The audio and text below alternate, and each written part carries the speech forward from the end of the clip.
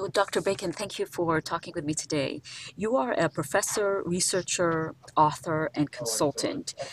You're a great advocate of the Health at Every Size movement, and you're the author of Health at Every Size, The Surprising Truth About Your Weight. What can you tell us about the Health at Every Size movement, and what compelled you to join it?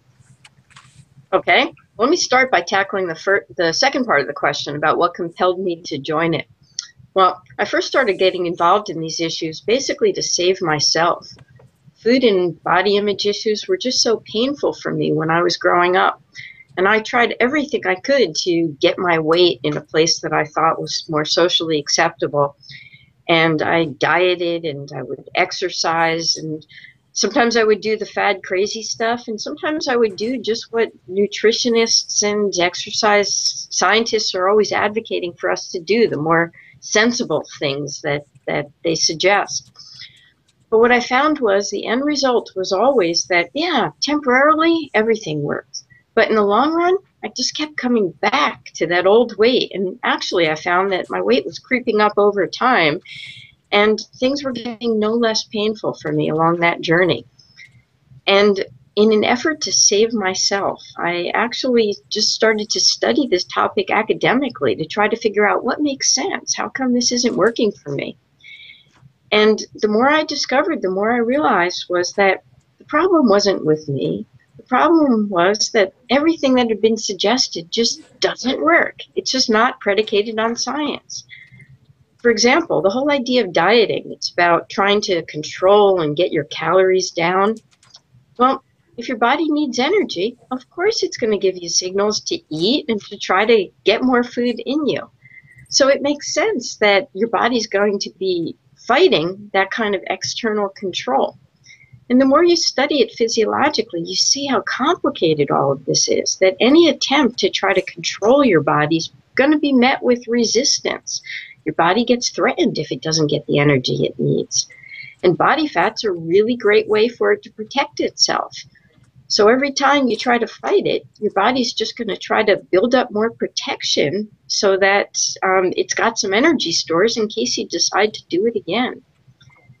Anyway, the more I realized this, I realized that all of those suggestions were just futile and damaging, and they weren't going to get me what I wanted. And I also started to realize as I studied it and got my PhD in physiology that health is not predicated on weight, that all of those messages we get that you have to be thin to be healthy, it's not based on science. In fact, what we find is that when people make good health choices, that's the best way to get improved health, not changing your weight. Anyway, armed with all this knowledge, I was able to help myself quite a bit and get to a place where I really enjoyed food and eating again, where eating was about nourishing myself and it was fun. And also, I could look at exercise in a new way. It didn't have to be punishment to try to lose weight, but instead it could just be a way of enjoying my body. And while I was going through this personal journey, I was developing the whole academic understanding of this as well. And then I started to test all of these theories in the laboratory. And it was very exciting for me to conduct all of this research and to find so much support, that it was also true for other people as well. That in our research studies, when we had people dump dieting and instead learn to appreciate their bodies, great health changes followed, and it allowed people to eat better and to develop better relationships and feel better in the world, and it was really wonderful. So, and in the process of doing all that work, I found out that I wasn't alone. There was a whole movement of people that were doing this too, and it was called the Health at Every Size movement.